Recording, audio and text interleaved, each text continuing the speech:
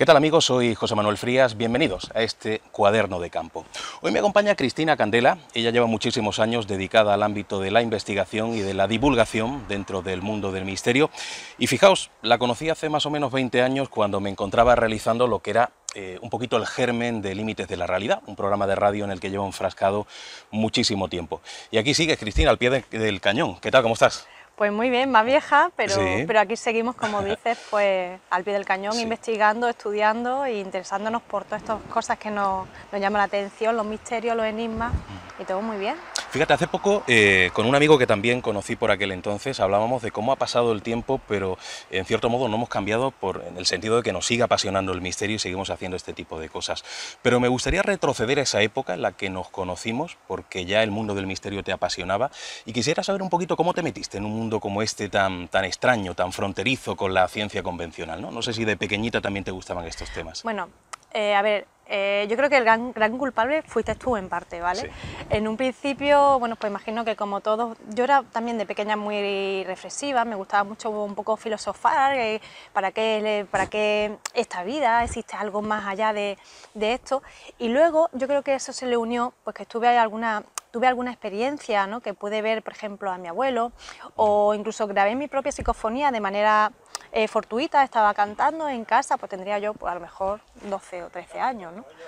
Y cantando y grabándome, pues después escuchando la grabación, escuché una voz. Esa voz, la verdad que me impresionó mucho y claro, a esa edad, ¿de dónde sale esta voz? No te lo puedes explicar. Y yo creo que fue ahí cuando surgió mi interés por el mundo del misterio. Y luego ya más adelante, bueno, durante pues 5 o 6 años que estuve dedicada pues a estudiar más, ¿no? A través de los libros, porque tampoco conocía a nadie que se interesara por estos temas, te conocí a ti. Y ahí ya fue cuando empezamos con el cortijo jurado. Sí. Y ya ahí fue cuando empezó ese monillo que ya se convirtió en mono y ya pues no pude parar, claro. Hacías mención a tu abuelo, ¿quieres decir que él fallece y se te aparece o no? Él muere cuando yo tengo 2 años y 8 meses aproximadamente y lo veo cuando, pues no sé si tengo a lo mejor 11, 12 años, tengo una pulmonía, me estoy recuperando de esa pulmonía y bueno, pues estando en la terraza de mi casa, que tenía una cristalera, una puerta cristalera, me giro y le veo, bueno, veo a un hombre que yo no sabía por qué, porque realmente yo no había conocido a mi abuelo, pero yo sabía que era mi abuelo y me estaba mirando fijamente a través de la cristalera, todo eso, ¿no? Entonces yo se lo comento a mi madre y mi madre me dice, pero si así es mi padre, ¿no? Ah, tú le diste una descripción Claro, de aquello que yo le viste. dije, mamá, he visto a un hombre que me mira con los brazos hacia atrás, me mira tal, y me dice, sí, es como mi padre. Y yo, pues sin saber por qué, yo sabía que había sido él. Y a partir de ahí, pues también, bueno, pues luego sí es cierto que a través de, o quizás con los años te empiezas a plantear realmente fue lo que vi o, bueno, pues a lo mejor fruto de la enfermedad, pues a lo mejor yo estaba un poco alucinando o qué fue lo que vi, ¿no? Pero en aquel momento la verdad que me llamó mucha atención y, como digo, desencadenó ya después en mí una serie de incertidumbres, de, bueno, pues de interés por estos temas que ya pues sigo investigando bueno, y te digo, en aquel momento no sabía lo que era, hoy tampoco. Sí, O sea nadie sabe lo que es. Que realmente estoy igual que hace Sí. Pues, 30 años. Sí. Pasan los años, en cierto modo vamos acumulando estadísticas de casos, de historias, pero las grandes respuestas siguen sin responderse, ¿no? Y en aquel momento esa niña de 11 o 12 años que capta su primera inclusión sin quererlo, que ve a su abuelo que está fallecido, ¿pensabas que existía una vida después de la muerte? O sea, ¿empiezas a creer que hay algo más allá o no en ese momento? Porque no sé qué es lo que pasa por la cabeza de una niña cuando vive ese tipo de experiencias. Yo lo tenía mucho más claro entonces que ahora. Sí. En aquel momento lo vivía como cierto al 100%, sin saber exactamente lo que era, porque claro, una niña no entiende de fantasmas, no entiende de nada de eso, pero yo decía, sí, pues mi abuelo, he visto a mi abuelo y ya está, no había más, ¿no? Es cuando ya de mayor, cuando vas un poco razonando las cosas, cuando te vas planteando, bueno, ¿es realmente lo que vi? Y te vas incluso, bueno, también yo creo que hemos pasado todo por esa etapa, ¿no? De hoy hay una etapa que nos creemos todo y luego pasamos al contrario, decir, realmente es todo, ¿no? Todo la mente y tal. Pero en aquel momento te digo que lo viví como si fuera lo más real y lo más natural y ahora es cuando me estoy planteando, bueno, ¿es real o es mi mente? ¿Es producto de necesitamos creer en el más allá para llevar esta vida mejor? Entonces eso es lo que ahora mismo estoy planteando y cómo lo vivía entonces. Fíjate, hay un detalle curioso que has comentado. Yo creo que, aunque no debemos creernos cualquier cosa y tenemos que mantener una mente un poquito escéptica, ¿no? Sí. Porque yo creo que es lo más sano. Fíjate, se te aparece tu abuelo, das una descripción exacta a tu madre y acabas de decirme, quizá eran alucinaciones mías porque estaba enfermo. ¿Tú crees que a veces intentamos como rebuscar demasiado explicaciones coherentes cuando lo que tenemos delante es algo que no tiene explicación? Indudablemente. Porque, o sea, no hay que creerse cualquier cosa, pero tampoco tenemos que ser tan detractor del misterio casi, porque a veces eso nos pasa a todos, ¿no? Indudablemente. Será un reflejo, será esto, será lo otro, cuando es una cosa tan clara, ¿no? Lo que pasa es que, bueno, todos los que hemos estado aquí en el mundo del misterio sabemos que también que nos hemos llevado palos por todos lados. Desde Es luego, decir, claro. decir algo que no puedas probar es llevarte, bueno, pues argumentos de este, de aquel, que intentan debatirte, entonces ya como que también tú intentas ser lo más prudente, ¿no? No puedes afirmar porque dices, no puedo probarlo. O sea, yo ahora mismo también me pongo en la mente de esas personas, ¿no? De decir, bueno, realmente podrían tener razón, porque con el tiempo también los recuerdos se van deformando. Entonces, ¿qué realmente, o sea, realmente qué es lo que vi? Sí es verdad que mi madre a lo mejor me dijo que era él, pero también ahí podría, por buscarle una causa lógica, ¿no? Pero mi madre a lo mejor... Haber condicionado tú a tu madre... Claro, a lo mejor ella el deseo de creer Sí. que estaba viendo a mi abuelo, entonces, personalmente yo creo que sí era él, pero demostrarlo no lo puedo demostrar.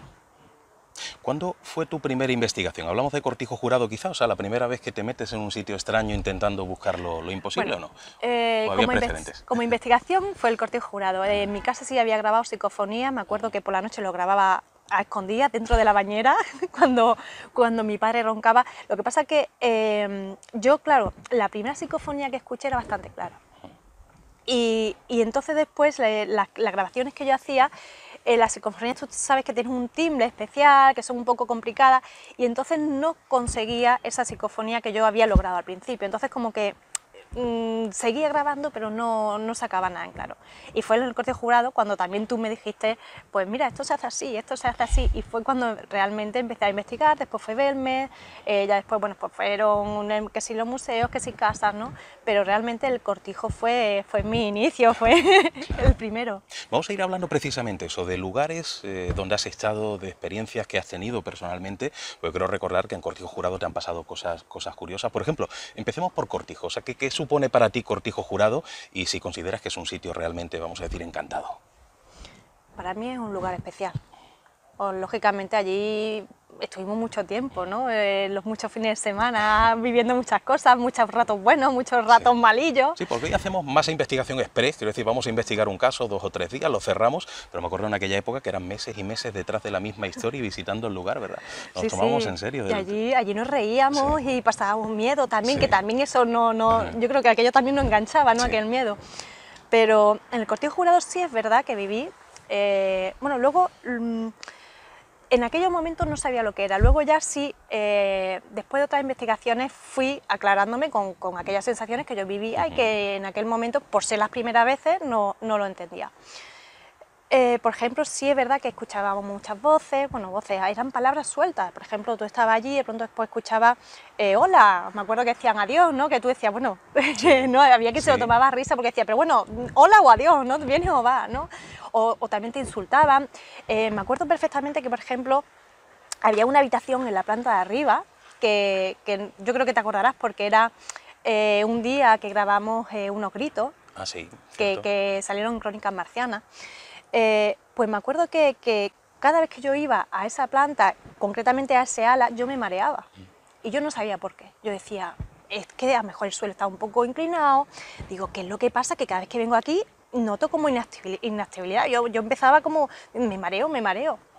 Y después ahí vivimos una serie de experiencias, por ejemplo, en esa habitación que decía, que me acuerdo perfectamente que estábamos varias personas, entre ellas tú, y hubo un golpe fuera en la calle, bajamos a ver lo que había, porque sonó un ruido, no sé si te acuerdas bien el accidente del de golpe, moto, me parece, el accidente. ¿verdad?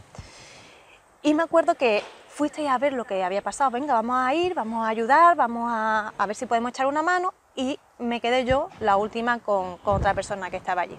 Y cuando fui a atravesar la puerta, que ya os había ido todo, vi en la puerta una silueta, era como una especie de neblina blanca, era sí, blanca, pero era estática, como una especie de humo que no se movía, algo denso. Y claro, yo me acuerdo que yo miré la puerta y decía, yo tengo que pasar por allí, o sea, no me puedo quedar aquí sola en la habitación y los demás están fuera, yo tengo que pasar por ahí. Y entonces pues me acuerdo que pasé. Bueno, pues estuvimos abajo viendo un poco el accidente, venga, sí, vamos a subir ya. Y cuando subimos notamos, me acuerdo, un olor intenso a incienso que no había estado. Me acuerdo que ella estaba ya muy nerviosa yo de haber visto eso, que no sabía lo que era. Y bueno, pues momentos después que las grabadoras se quedaron grabando y todo eso, en la habitación pues se escucharon gritos, se escucharon latigazos en directo y la verdad que fue muy impresionante, ¿no? Sin contar luego la experiencia de la otra chica que vino, que no quiero decir el nombre, que tenía las marcas en la muñeca, no sé si te acuerdas. Ah, sí, cierto. Ella estaba como presintiendo, como si estuviera haciendo una especie de flashback de lo que ocurría en la capilla supuestamente a finales del siglo XIX, principios del siglo XX. Ella veía ese maltrato que se provocaba sobre aquellas jóvenes que terminaban muriendo y es cierto que luego enseñó las muñecas y tenía como marcas, como si hubiera estado amarrada, ¿no? O sea que fue una cosa que también me impresionó bastante vivirlo. Me acuerdo que ella decía que ella estaba reviviendo lo que esas chicas que teóricamente habían sufrido allí un maltrato y una tortura, lo estaba reviviendo. Entonces decía que la estaban pegando latigazos, la tenían atada y en el cuello también notaban una presión. Luego es verdad que había bueno, pues otros investigadores que a los que yo se lo consulté, que sí me decía que bueno, que podía ser sugestión, incluso el tema de las marcas, pero la verdad es que sea sugestión o no, la verdad es que llamativo fue mucho. Sí, sí, sí. ¿Y tú qué crees que es lo que ocurre en Cortijo Jurado? ¿Realmente nos estamos enfrentando o nos enfrentamos en aquel momento a entidades relacionadas con aquellas muertes en la capilla? Muertes que, por cierto, no se han podido demostrar nunca, ¿no? Pero bueno, es lo que está un poquito ahí en la memoria popular. ¿Tú qué crees que es lo que puede estar ocurriendo en Cortijo Jurado? A ver, sinceramente creo que en edificios donde ha ocurrido pues tantas tragedias, ¿no? Como el Cortijo Jurado, que bueno, primero también estuvo como hospital, después también hubo allí bueno, un tema que mató un hermano a otro, es decir, que allí han ocurrido unos hechos que sí han podido desatar esos fenómenos, como cualquier casa que haya estado en esas circunstancias, ¿no? Pero también creo que ciertamente se ha alimentado mucho la leyenda, es decir, cuando salió en Crónicas Marcianas me acuerdo que en internet encontraba cientos y cientos de fotos de fantasmas que se veían que eran montajes, cientos de psicofonías que tú decías, esto, ¿qué psicofonía es? Decía, yo realmente creo que allí ocurren cosas, pero también creo que se ha magnificado un montón. Sí, yo creo que por la imagen también tan llamativa del Cortijo, esa imagen de película de terror, y es cierto que se ha creado un mito tremendo en torno al Cortijo. Y yo leía por aquel entonces reportes en internet de que habían aparecido cuerpos flotando en el río, tal, de aquellas jóvenes que fallecieron, o sea, todo completamente mentira, ¿no? Yo siempre digo que del Cortijo Jurado un 90% de lo que se ha dicho es falso, ahora hay un 10% que es impresionante y que lo hemos vivido nosotros de primera mano y que lo hemos conocido de primera mano. Tú no eras una persona sensitiva, ¿no? Quiero decir, ¿tú percibes cosas o no? Mira que yo al principio, ya te digo, yo no sentía cosas y yo no sabía lo que era, yo no sabía tampoco a lo que estaba dado, ¿no? Luego ya me fui enterando, por ejemplo en Belmes, que luego si quieres hablamos, de que sí tenía yo pues ciertas capacidades que yo no sabía en un principio, pero que luego de verdad que se fueron desarrollando y curiosamente se fueron desarrollando a medida que yo iba entrando en ese mundo. Y de hecho, cuando estaba más apartada, eso se ha ido disminuyendo. O sea, yo imagino que ahí también puede ir un poco la sugestión o no lo sé, ¿no? Pero es cierto que sí, tenía una serie de sensaciones que no sabía lo que era. Después supe identificarla gracias bueno, pues a otros investigadores que me dijeron, mira, a ti te está pasando esto, esto, esto y esto. Y después, bueno, pues ha habido como una disminución de o sea, ella, se ¿no? desarrolla con la práctica, ¿no? Sí. Como cualquier otro Indudablemente don, ¿no? sí. De todas formas, hay quien dice que todos tenemos esa percepción, lo que pasa es que a diferentes niveles, ¿no? Yo, por ejemplo, no noto nada, absolutamente nada, con lo cual mi nivel es casi cero. Y yo no sé si en tu caso, tú que sí me confirmas que percibes cosas, ¿eso tú crees que es positivo a la hora de dedicarte a la investigación o lo consideras más bien un lastre? Porque a mí no me gustaría entenderlo. Un lastre. De hecho, en verme, bueno, ahora mismo porque realmente me da igual, pero durante mucho tiempo lo estuve ocultando, es decir, porque la gente piensa que porque tú puedas sentir algo ya eres menos objetiva, cuando realmente no tiene nada que ver porque sabes separarlo, vamos. Y entonces yo me acuerdo que en verme me ocurrió algo bastante llamativo, que de hecho había allí muchos investigadores, ¿no? Y me ocurrió algo y yo lo primero que dije, por favor, no lo contéis, no digáis que he sido yo. no, yo no tengo nada que ver, porque es que como lo diga esto, se ha terminado ya nadie va a creer en mí, ¿no? Entonces, indudablemente es un lastre. Claro. ¿Y en Belmez qué tipo de cosas has vivido? Porque tú también has estado mucho tiempo allí, sería un poco ese otro segundo hogar, igual que Cortijo Jurado fue el primero, también en Belmez has estado muchísimas veces, ¿no? ¿Qué tipo de experiencias curiosas has podido percibir allí? Pues allí, mira que el tema de las caras, la segunda casa, que es donde yo estuve investigando, yo no las veo igual que la primera. Son completamente distintas las características, o sea, no tienen nada que ver. Pero luego sí es cierto que hemos visto una serie de fenómenos, poltergeist o incluso el que me ocurrió a mí, que ahora te lo comentaré, que te dejan un poco... no... ¿Qué es lo que produce? Porque ¿qué es lo que produce el fenómeno poltergeist? Es que no lo sé, se dice, bueno, que si la agua subterránea, que si el cementerio que estaba ahí debajo, pero realmente...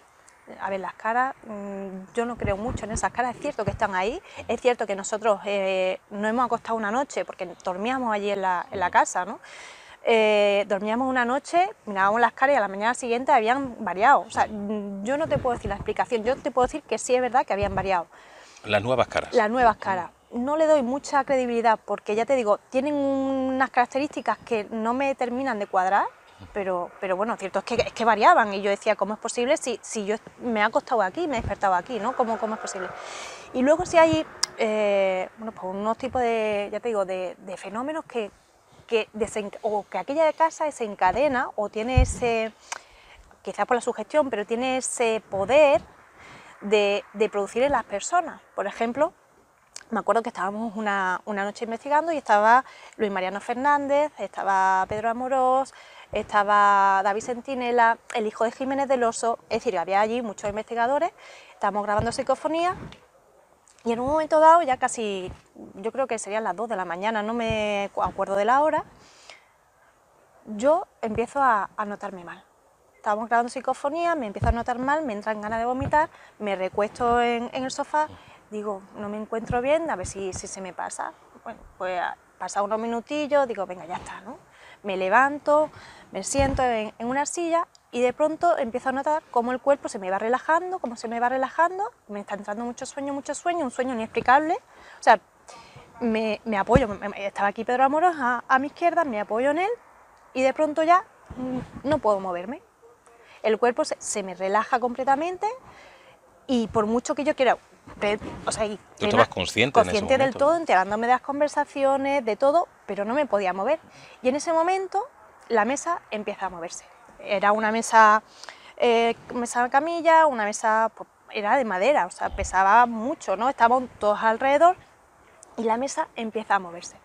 Empieza a moverse muy suave, cuando de repente yo empiezo a tener como una especie de convulsiones, pero unas convulsiones, pues como temblores fuertes más bien, ¿no? Yo estoy escuchando todo en todo momento y entonces la mesa empieza a moverse. Cuando yo empiezo con los temblores, la mesa se mueve más, empieza a dar golpes, empieza a girar. Hay momentos en los que yo me relajo y la mesa se relaja. Yo puedo entreabrir los ojos y recuerdo que alguien decía, esto lo está provocando Cristina. Y yo decía, bueno, lo estaba pensando y decía, yo no estoy provocando nada, si yo no me puedo mover, yo estoy aquí tan tranquila. Vamos, yo no estoy provocando nada, yo no era consciente de estar provocando nada, simplemente una relajación impresionante la que yo tenía, tanto que no me podía mover. Me acuerdo que otra chica que estaba conmigo decía, pero Cristina está bien, respira. Me decían, sí, tranquila, está respirando, está bien. Y bueno, pues así estaba la mesa, estuvo durante muchísimo tiempo, ¿no? Después llegó ya un momento en el que dijeron, mira, vamos a terminar con esto, porque Cristina está ahí, me subieron las piernas, o sea, yo estaba alejada de la mesa, vamos a terminar y ya está, ¿no? Me pusieron en pie, venga, Cristina, pues más o menos vete a la habitación de arriba, te acuestas arriba. Me acuerdo que subí, como te digo, yo no sabía qué era en aquel momento, yo no me encontraba mal, me dan una botella de agua, sí te recuerdo que tenía muchísima sed, me bebí la botella.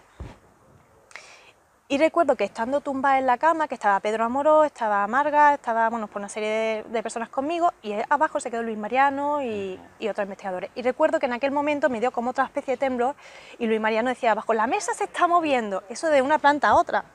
Madre mía. Y bueno, pues esa fue un poco la experiencia, ¿no? Después sí es cierto que yo estando en la cama, que la mayoría de la gente estaba abajo, y yo decía, esto yo no me lo puedo perder. Yo no he venido de Málaga aquí para estar tumbadita en una cama. Entonces, bajé, sí, porque además me decía, no, tú te quedas aquí tranquilita. Digo, no, lo siento, pero yo no he venido aquí para estar aquí tumbada. Y entonces me cogió Pedro aparte, Pedro Amorós, y me dijo, mira Cristina, hemos pillado a uno de los investigadores moviendo la mesa. Tiene un mecanismo, tú no te preocupes, tiene un mecanismo debajo de la mesa, así que tú vuelves y estás normal. Y yo dije, bueno, pues vale. Y ya cuando me puse en la mesa, estaban haciendo lo de las manos, de poner para intentar hablar mediante golpes, sí, un golpe, dos no. Y cuando pongo una mano, la mesa hace automáticamente ¡pum! Se pone, quito la mano, porque digo, eso, como es que no, fue como casualidad, fue así, ¡pum! Y me dice, no, pon las dos manos. Pongo las dos manos y en ese momento noto como una especie de presión en las manos que me presionaban para abajo, ya me empecé a poner nerviosa, porque decía, me están apretando las manos, me aprietan las manos, porque las mesas me aprietan las manos. Y ya fue cuando ya me puse nerviosa, dije, yo aquí no estoy, coge, me voy. Y ya sí al día siguiente me explicó Pedro, me dice, mira, tú lo que pasa es que tienes, por lo visto eres medium de canalización o no sé qué. Y es lo que te ha pasado. Conectas con algo, ¿no? O sea, haces de Pues, intermediario. Sí, más o menos de intermediario, por lo que sea. Además es cierto que yo también llevaba pues unos días sin dormir bien, comiendo regular, y tú sabes que bueno, que eso desencadena también a mejor todo este tipo de cosas, ¿no? Y entonces, bueno, me explicaron eso. Luego otra vez en Belmez, Pedro me dijo, mira, dice, si alguna vez te vuelve a pasar, si notas esa sensación de vómito, tú directamente coges, te levantas, te vas, te das una vuelta y ya está. Digo, vale, yo ya estaba como una experta. Entonces llegó otro fin de semana, digo, ya está, ya esto no me ocurre. Me volvió a dar la gana de vomitar y dije, ya está, me voy, vuelvo. Y cuando vuelvo, que yo pensaba que se me había pasado, de golpe me vuelve a pasar algo parecido. En esta ocasión completamente distinto, porque noto que me estoy ahogando, que siento como si fuera un niño, que de pronto se me ha quedado algo por aquí, que no puedo respirar, y es una sensación completamente distinta a la primera. Y entonces, pues bueno, ahí empiezo ya te digo, como digo, a entender lo que me está pasando en esas circunstancias que yo no tenía ni idea, y me tienen que, bueno, empiezo a entenderlo gracias a lo que estoy viviendo, claro. ¿Y alguna vez en algunas de las investigaciones, sea en Belmez o en cualquier otro sitio, has sentido que tu vida estaba en peligro? Quiero decir, tu integridad física. No, ni incluso cuando estabas sintiendo ese algo, tampoco era algo que pudiera llevarte a pensar que podías terminar mal, ¿no? Nunca. He podido sentir miedo. Miedo sí. Miedo sí he sentido, en mi casa experimentando, ¿no? Me acuerdo una vez que digo, claro, como todo investigador hay que experimentar de todo, y me puse a hacer la escritura automática. Y bueno, pues ahí me empezaron a salir unos simbolitos que yo digo, esto es un aburrimiento, esto es la mano que se me está yendo sola, esto no.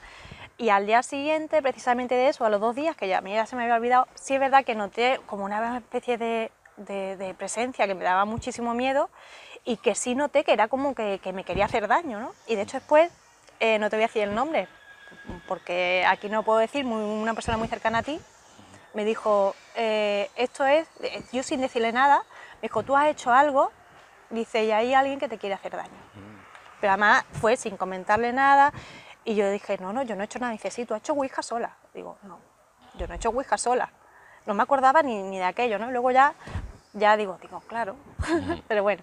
¿Y tú crees que eso de hacer psicofonías o escritura automática en casa es positivo para el investigador? Porque yo soy de los que piensan que llevarse el trabajo a casa nunca es bueno, ¿no? Porque es como tu feudo, donde estás tranquilo, luego sales, investigas, vuelves, ya te limpias de todo eso, ¿no? Pero no sé, es como la impresión de que quizás vas a activar algo en casa, vas a abrir una puerta, una ventana extraña en casa. ¿A ti eso parece que te da igual, no? ¿O te ha dado igual? A mí realmente no, vamos, como siempre ha sido mi pasión y mi hobby, pues grabar psicofonía en mi casa ha sido lo más normal del mundo. Entonces, sí he obtenido menos psicofonía, pero algunas muy interesantes.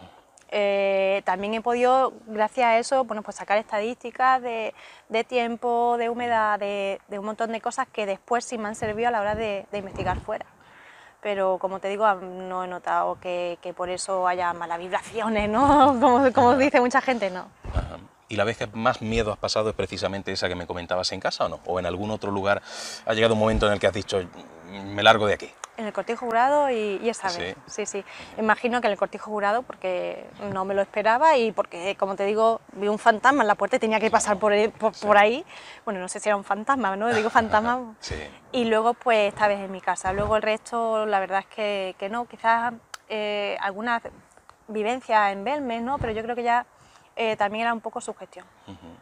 Luego también hemos estado, hace ya un montón de años, en la cripta de los Gálvez, en Mascharabiaya. Sí. Allí no sé si también has vivido alguna cosa curiosa porque no recuerdo ahora mismo, he estado yo muchas veces sin ti también, a mí me han pasado cosas curiosas allí y a muchos compañeros míos, pero no recuerdo específicamente si tú también viviste algo raro. Recuerdo una fotografía muy chula que hiciste dentro de una habitación, que salió un orbe gigantesco, nunca había visto una cosa tan grande, pero lo de los orbes ya sabemos, ¿no? Que puede ser polvo en suspensión, líquido en suspensión, pero ¿recuerdas alguna experiencia curiosa de allí o no? Pues así tan llamativa no. Sí que hemos sacado psicofonía interesante, como dice alguna foto que tú dices, bueno, pues no sabemos realmente a qué corresponde, pero también incluso mejor sentir en algún momento dado algo, pero tampoco, ya te digo, como eso es muy subjetivo, no te puedo decir, mira, pues si tengo esto, esto y esto, no. Eso más son sensaciones que tampoco dirían mucho. ¿Y qué otros sitios te han llamado mucho la atención? Si siguiéramos diseñando ese top, ¿no?, de lugares importantes, tenemos ya Cortijo Jurado, tenemos Belmez, hemos mencionado un poquito la cripta, que tampoco ha sido muy importante para ti, pero ¿qué otros lugares te han marcado a nivel como investigadora, me refiero sobre Pues todo? mira, uno de los que me está encantando, digo me encantando porque bueno, estuve investigándolo durante un pequeñito, bueno, la verdad es que no te puedo decir que investigar, más bien ellos a sacar testimonios, porque realmente cuando quise ir no me dejaron.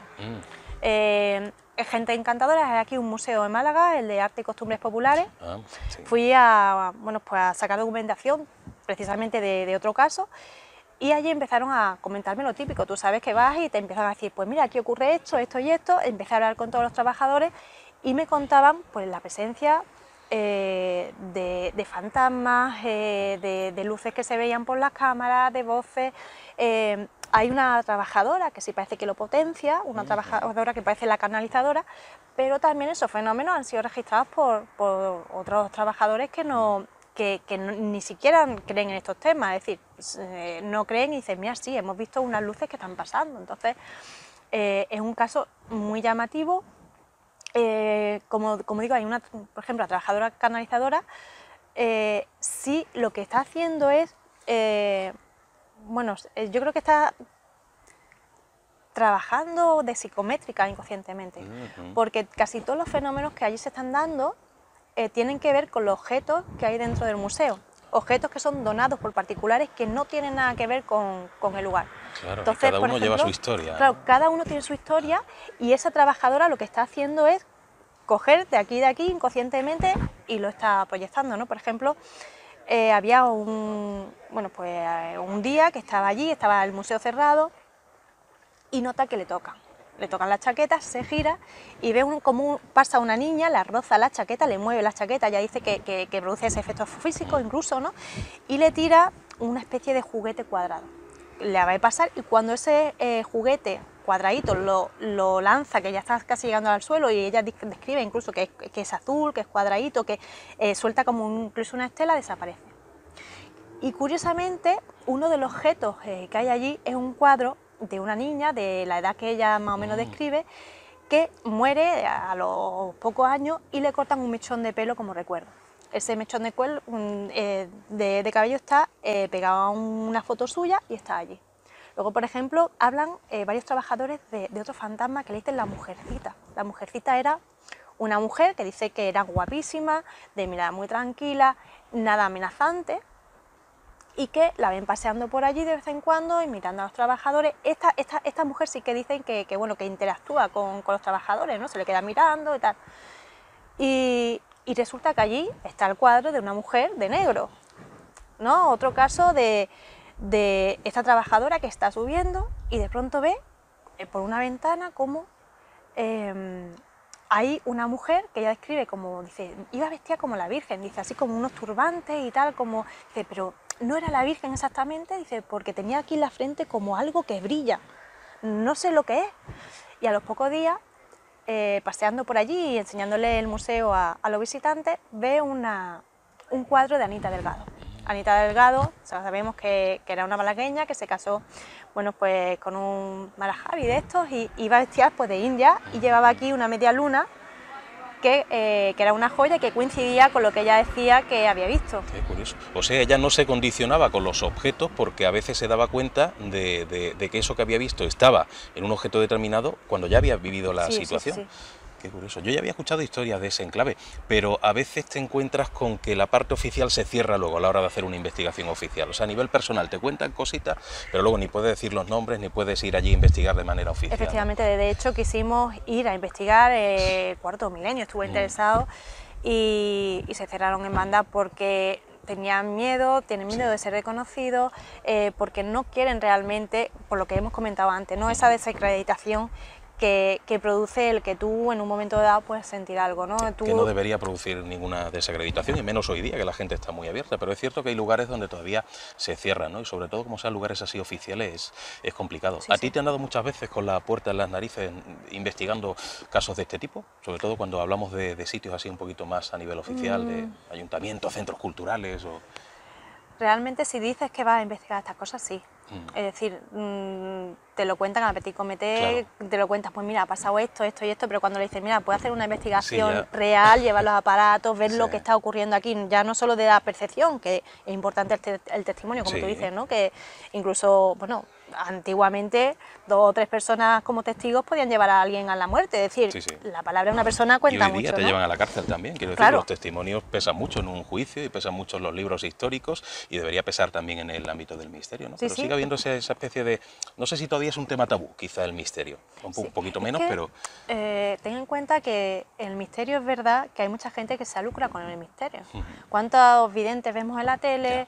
Entonces, bueno, y muchos sabemos que la mayoría pues de videntes tienen bastante poco, entonces tenemos bueno, pues una especie de etiqueta que no está muy bien vista, entonces incluso también, ya no solo por los que dicen que tienen unos dones que no tienen, sino también porque está asociado muchas veces a enfermedades mentales, que en muchas ocasiones lo son, la mayoría, puede ser, la mayoría lo son. Lo que pasa es que hay que saber separar lo que es una persona sensitiva que va a un sitio para intentar percibir algo y que se puede equivocar o no, a la labor que tú realizas o que yo realizo, que es que vamos a un sitio, tomamos testimonios, ponemos unos aparatitos, que a estos aparatitos no se les puede condicionar, pero la gente lo confunde, ¿no? Ya nos pone la etiqueta también del mismo personaje que sale en Telecinco y al final es un lastre para nosotros, ¿verdad? Por eso es muy importante, lo que yo digo, no solo el tener testimonio, sino ir y decir, mira, tú pones los detectores y tú los detectores no los haces saltar así como así. O mejor un fenómeno poltergeist que vale, sí, pero bueno, o la psicofonía. Hay quien dice que las psicofonías que sí, que son muy difíciles de entender, que son también un poco, vale, pero es que hay voces que están ahí y ya ahí no influye tanto la mente, ¿no? Son cosas más objetivas. Y ahí es donde nosotros precisamente encontramos el problema, porque no nos dejan entrar por esa etiqueta de nos van a llamar locos, nos van a pensar qué tal. Bueno. ¿Pero crees que eso se ha mitigado quizá un poquito también gracias a Dios, aunque siga habiendo mucho tabú, pues yo creo que gracias a los programas que están divulgando constantemente este tipo de temas? O sea, que antes el que vivía un fenómeno extraño se pensaba que solamente lo había vivido él y una persona en Australia. Hoy día te das cuenta de que tu vecino y el de enfrente y el otro, y que son millones de personas los que han vivido la misma experiencia, ¿no? Yo creo que eso ayuda, ¿no?, a que la gente se abra un poquito más que antes. Y también ver que hay gente, pues gracias a los programas muchas veces que están saliendo, que es gente muy preparada, muy cuerda, que ha tenido que pasar un análisis psicológico, como por ejemplo los militares, muy estrictos, y que ellos están confirmando que ocurren una serie de fenómenos, o por ejemplo que incluso los propios militares están experimentando con fenómenos, ¿no?, psíquicos, ¿no? Entonces, bueno, pues todo ese tipo de cosas pues le está haciendo plantear a mucha gente, ¿realmente existen realmente estos fenómenos? Por ejemplo, hablar de los militares, ¿no?, las proyecciones mentales, la telepatía, todo eso está siendo investigado por él, ¿no?, por ello. Entonces te hacen pensar, bueno, a lo mejor no estamos tan locos, ¿no?, o es tan descabellado que esto puede estar sucediendo. No lo conocemos, no sabemos cómo funciona, pero está. Claro, de hecho a mí cuando alguien me dice que los que tocan este tipo de temas están completamente alejados de la ciencia, no conocen a los que tocan estos temas. Hombre, yo no, porque yo me dedico al ámbito periodístico, pero tenemos compañeros que son médicos, que son psicólogos, que son psiquiatras o ingenieros o físicos o químicos y aportan, digamos, sus conocimientos al ámbito del misterio, con lo cual la ciencia no está tan alejada. O sea, los científicos, que son los que conforman la ciencia, están metidos en este fregado también, ¿no? Yo creo que eso es algo que debe darle un poquito de caché al mundo del misterio, ¿no? Totalmente. De hecho, has comentado, por ejemplo, los médicos, ¿no? Tenemos casos aquí en España, bueno, algunos que ya han fallecido, pero que se han dedicado a estudiar, por ejemplo, experiencias cercanas a la muerte, que ellos están en los hospitales con enfermos terminales y están viendo pues que se producen una serie de fenómenos, ¿no? Pues, que ven familiares cercanos, es decir, que todos coinciden independientemente de la cultura, del credo. O sea, tú puedes creer o no creer que eso lo vas a ver. Cada uno lo enfoca también de su cultura, porque cuántas veces, o personas que dicen que han venido del más allá y te dicen, no, yo es que he visto a Dios, y luego viene, o yo he visto a Jesús, y el otro viene y dice, no, yo he visto a Mahoma. Es decir, cada uno de su punto de vista, pero todos coinciden en que han visto a un ser superior, que ellos le llaman como ellos reconozcan, ¿no? Pero todos ven eso. Entonces, cuando también, pues eso, una persona que teóricamente está investigando eso de un punto de vista, ya no solo, bueno, pues a lo mejor de alguien que no sabe, ¿no? Si alguien que controla el aspecto médico te puede decir, no, es que esto puede ser la falta de oxígeno, esto... No, es que esa persona es médico, controla esa circunstancia y está diciendo que esto no es normal. Y tiene la valentía además de estudiar esos casos porque ocurren allí en los hospitales. Sería muy fácil ignorarlos para decir, bueno, que no me tachen de loco, pero no, yo soy médico, los pacientes que tengo están viviendo esto y esto hay que investigarlo para ver qué es lo que hay, ¿no? Al otro y son lado. precisamente los que le pueden dar una explicación, o sea, que dicen, no, es que esto, desde un punto de vista médico, no tiene explicación. Ya puedes aislar a una persona totalmente, yo qué sé, que corporalmente, aislarle todos los sentidos, que sí, que puede producir fenómenos y tal, pero es que esto no se da en este caso. O sea, es que es, ya te digo, apasionante como los médicos, y no solo los médicos, lo hay en muchos, hay también físicos, químicos, en el grupo ESTA, por ejemplo, sin ir más lejos, ¿no?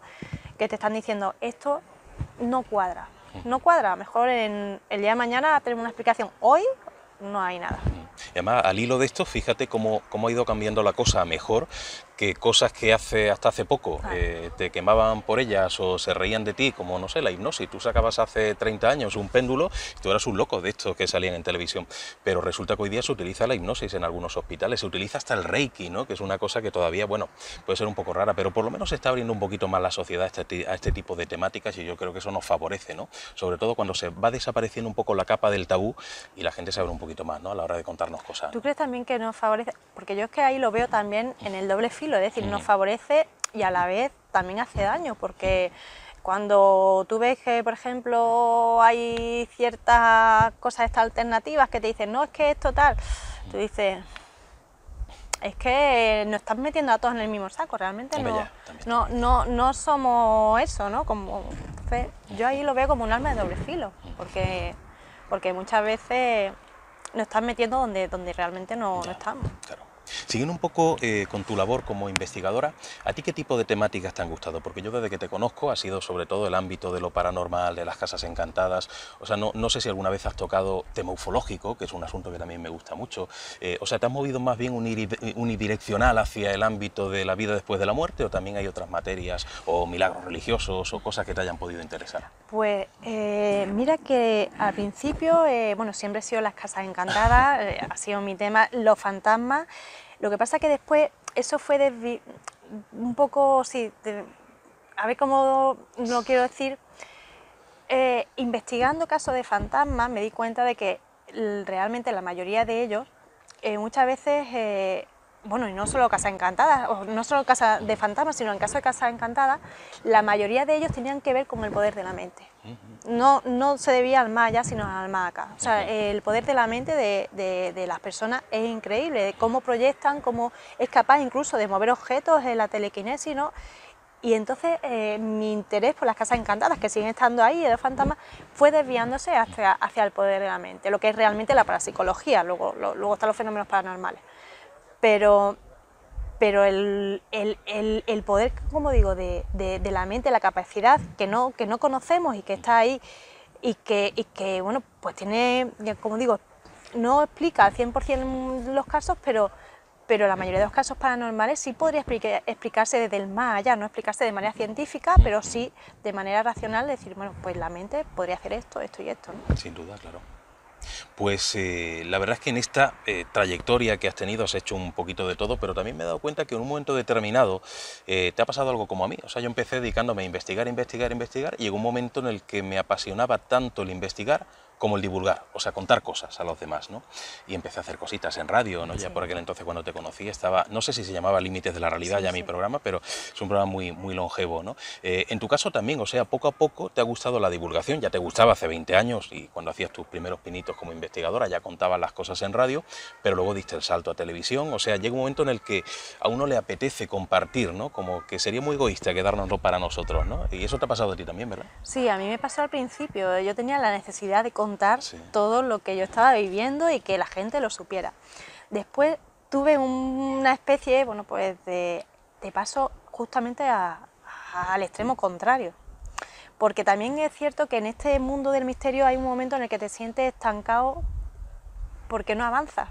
Tú obtienes psicofonía, tú puedes analizar la psicofonía, dices, vale, tengo una voz, esa voz puede tener estas características, puede estar en esta frecuencia, puede tener este tono, pero ¿y qué más? Claro, Sí, llega un es momento en el que siempre lo tienes mismo. 40.000 psicofonías y sí, son voces que no sabemos de dónde vienen y Claro, es verdad que te... entonces tienes un archivo de fotografías extrañas, de vídeos, de eso, tú dices, ¿y para qué? Si es que lo que realmente yo quiero saber, esto no me lo da. Entonces, sabes igual que lo que sabías al principio. claro, Es lo entonces que... llega un momento en el que te estancas y no pierdes el interés, pero no pierdes el interés por la respuesta, pero sí por ese método que no te da soluciones, ¿no?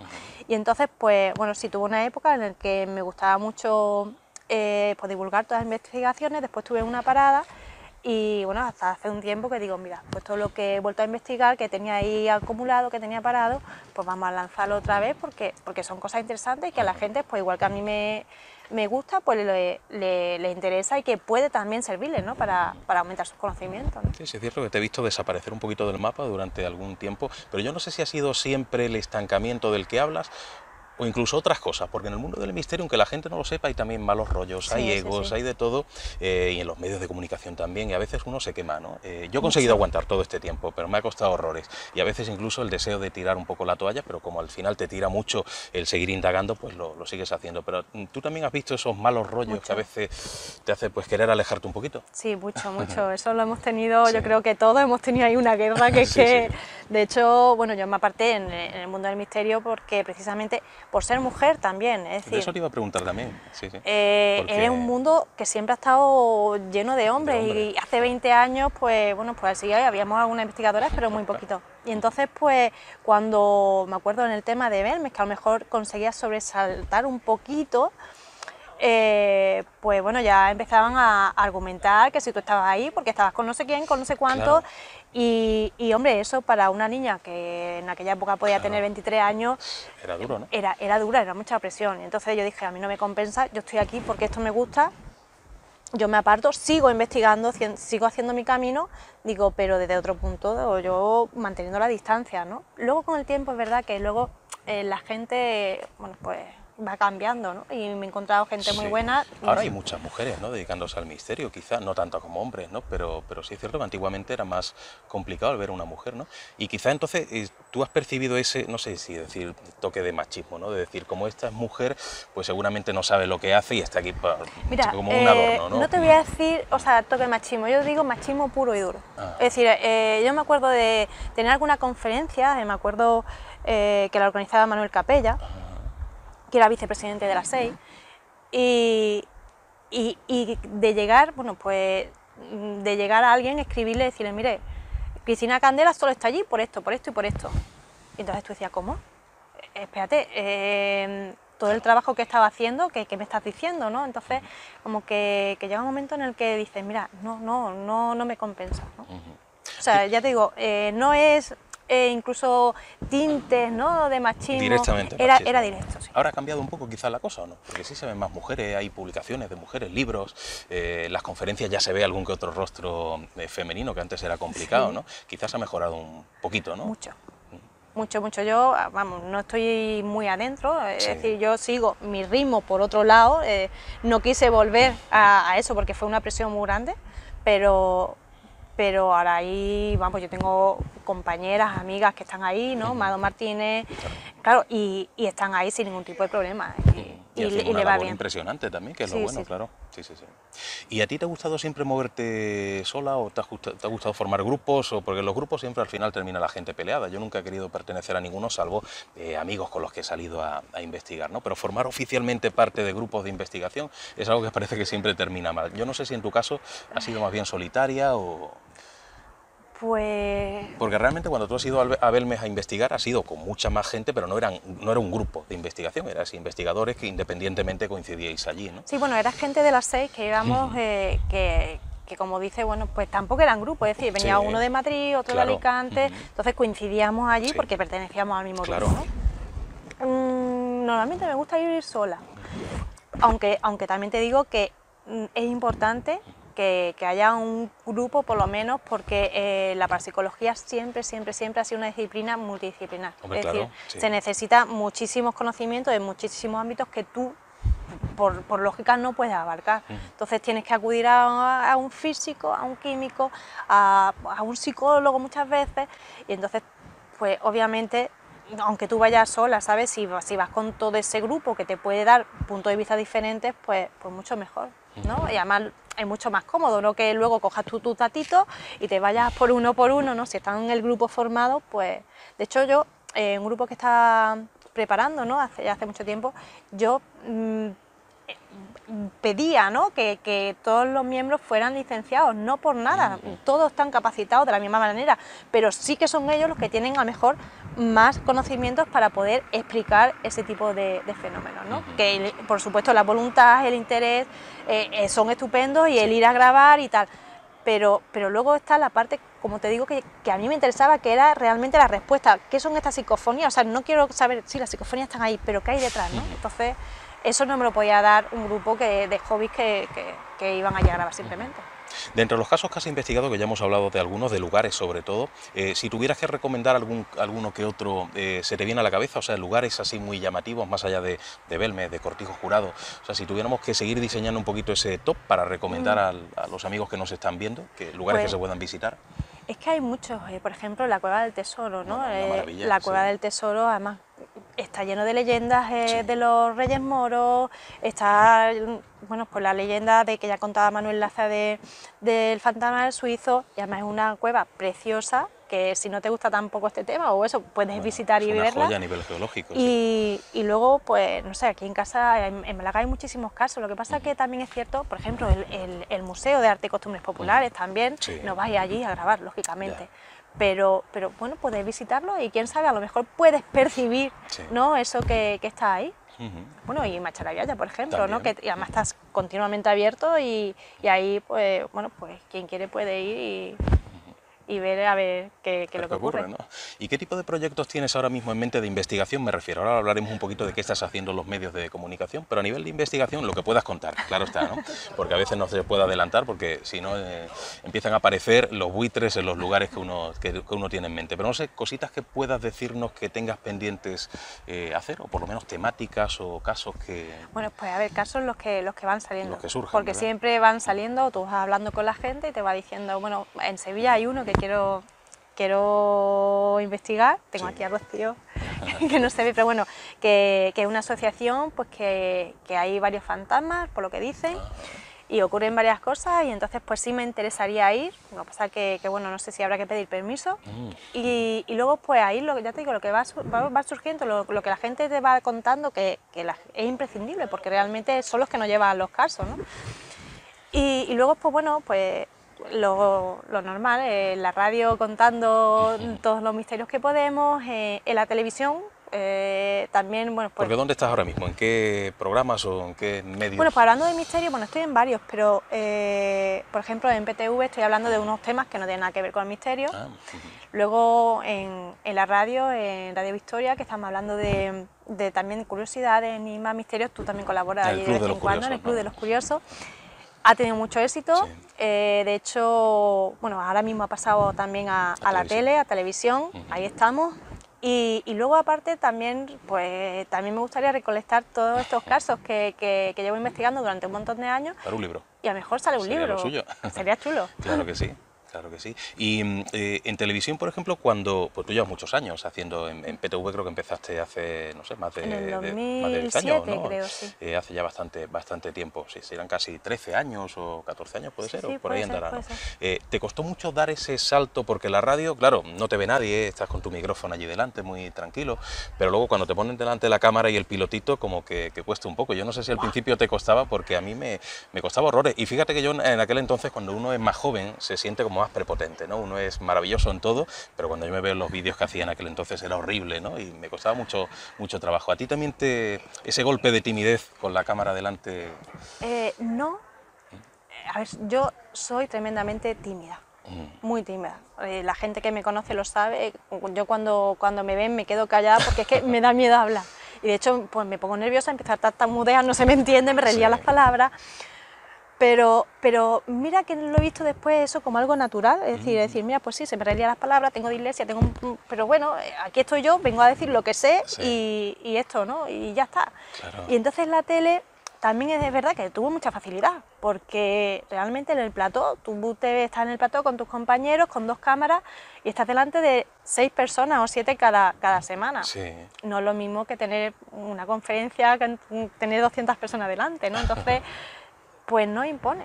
Realmente no me llama tanto la atención o no soy consciente de la gente que puede haber detrás. Entonces yo estoy en mi salsa. Claro, además yo creo que ya cuando llevas tanto tiempo en el mismo plató con la misma gente ya te mimetizas, ¿no? Ya es como parte de tu vida o de tu casa, ¿no? Llegas allí y supongo que ya no te cuesta tanto trabajo, casi ni te das cuenta de que están ahí grabándote, ¿no?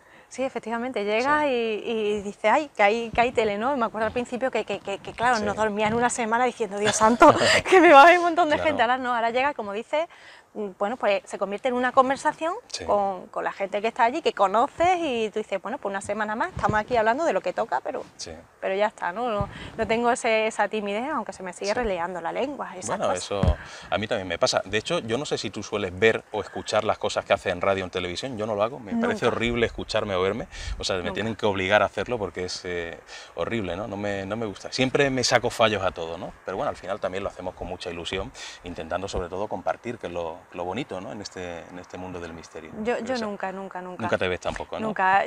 Soy tremendamente perfeccionista y entonces como sé que tengo mis limitaciones a la hora de hablar, y mira que soy periodista, o sea que un poco... Pero no me gusta porque siempre me estoy sacando defectos, entonces prefiero no hacerlo. Digo, no, yo lo hago, yo expreso y digo lo que sé, lo que puedo saber y qué es lo que realmente interesa a la gente. Yo no pienso dar un curso de cómo se habla, sino de mis conocimientos y punto.